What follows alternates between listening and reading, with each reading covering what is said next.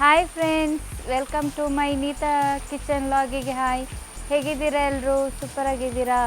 ನಾನು ಸೂಪರಾಗಿದ್ದೀನಿ. ನಾನಿವತ್ತು ಒಂದು ಸ್ಪೆಷಲ್ ಆಗಿರುವಂಥ ಜ್ಯೂಸ್ ಮಾಡ್ತಾಯಿದ್ದೀನಿ. ಅದು ಯಾವುದಂದರೆ ನಮ್ಮ ಮನೆಯಲ್ಲಿ ತೋಟದಲ್ಲಿ ಆಗಿರುವಂಥ ಡ್ರ್ಯಾಗನ್ ಫ್ರೂಟ್ಸ್ ಆಗಿದೆ. ಅದು ಇವಾಗ ಮೊನ್ನೆ ಎಲ್ಲ ಕಾಯಿ ಇತ್ತು, ಇವಾಗ ಹಣ್ಣಾಗಿದೆ. ಅದನ್ನು ನಾವಿವಾಗ ಕೊಯ್ದು ಜ್ಯೂಸ್ ಮಾಡುವ ಅಂತೇಳಿ ತೆಗಿತಾ ಇದ್ವಿ. ನೋಡಿ ಫ್ರೆಂಡ್ಸ್, ನಮ್ಮ ಮನೆಯಲ್ಲಿ ಆಗಿರುವಂಥ ತೋಟದಲ್ಲಿ ಡ್ರ್ಯಾಗನ್ ಫ್ರೂಟ್ಸ್ ಎಷ್ಟು ಚೆನ್ನಾಗಿ ಬಂದಿದೆ ನೋಡಿ. ಮೊನ್ನೆ ಎಲ್ಲ ನೋಡುವಾಗ ಗ್ರೀನ್ ಇತ್ತು, ಇವತ್ತು ನೋಡಿ ಎಲ್ಲ ರೆಡ್ ಪಿಂಕ್ ಆಗಿದೆ. ರೆಡ್ ಅಲ್ಲ, ಪಿಂಕ್ ಆಗಿದೆ. ಇವಾಗ ಇದನ್ನು ನಾವು ಕೊಯ್ದು ಜ್ಯೂಸ್ ಮಾಡ್ಕೊಳ್ವ.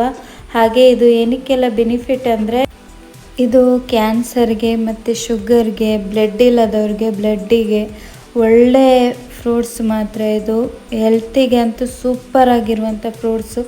ಯಾರಿಗೆಲ್ಲ ಈ ಥರ ಫ್ರೂಟ್ಸು ಸಿಕ್ಕಿಲ್ಲ ಅಂದರೆ ಕೂಡಲೇ ಇದನ್ನು ತಗೊಂಡೋಗಿ ಮನೆಯಲ್ಲಿ ಜ್ಯೂಸ್ ಮಾಡ್ಕೊಂಡು ಕುಡೀರಿ.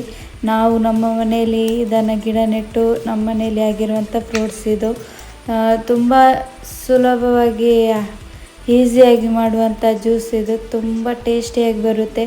ಹಾಗೆ ನಾನು ಇದು ಕೆಲವೊಂದು ಫ್ರೂಟ್ಸ್ಗಳೇನೆಂದರೆ ತುಂಬ ಸಿಹಿ ಇರುತ್ತೆ. ಅಂದರೆ ಇವಾಗ ಮಳೆಗಾಲ ಅಲ್ವಾ, ಹಾಗೆ ಸ್ವಲ್ಪ ಸಿಹಿ ಇರಲ್ಲ. ಅದಕ್ಕೆ ನಾನು ಇದಕ್ಕೆ ಸ್ವಲ್ಪ ಬೆಲ್ಲ ಹಾಕಿ ಕೂಡ ಗ್ರೈಂಡ್ ಮಾಡ್ಕೊತಾ ಇದ್ದೀನಿ. ಮತ್ತು ನಿಮಗೆ ನಾನು ಇದನ್ನು ಯಾವ ರೀತಿ ಕಟ್ ಮಾಡೋದು ಅಂತ ನಾನು ನಿಮಗೆ ತೋರಿಸ್ಕೊಡ್ತಾ ಇದ್ದೀನಿ. ಕೆಲವರಿಗೆ ಇದನ್ನು ಯಾವ ರೀತಿ ಕಟ್ ಮಾಡೋದು ಅಂತ ಗೊತ್ತಿರಲ್ಲ, ಅದಕ್ಕೆ ನಾನು ನಿಮಗೆ ಕಟ್ ಮಾಡೋದನ್ನು ಕೂಡ ತೋರಿಸಿದ್ದೀನಿ. ಇದು ಕಟ್ ಮಾಡಿ ಆದಮೇಲೆ ನಾವಿವಾಗ ಇದನ್ನು ಮಿಕ್ಸಿಗೆ ಹಾಕ್ಕೊಳ್ಳುವ. ಮಿಕ್ಸಿಗೆ ಹಾಕ್ಕೊಂಡಾದ್ಮೇಲೆ 1 ಲೋಟದಷ್ಟು ಹಾಲು ಹಾಕ್ತಾಯಿದ್ದೀನಿ.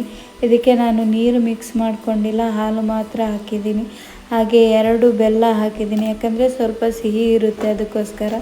ಇವಾಗ ನೋಡಿ ನಮ್ಮ ಜ್ಯೂಸ್ ರೆಡಿ ಆಯಿತು. ಸೂಪರಾಗಿರುವಂಥ ಜ್ಯೂಸು ನೋಡಿ. ಕಲರ್ ಕೂಡ ಸಖತ್ತಾಗಿ ಬಂದಿದೆ, ತುಂಬ ಟೇಸ್ಟಿಯಾಗಿ ಕೂಡ ಇತ್ತು.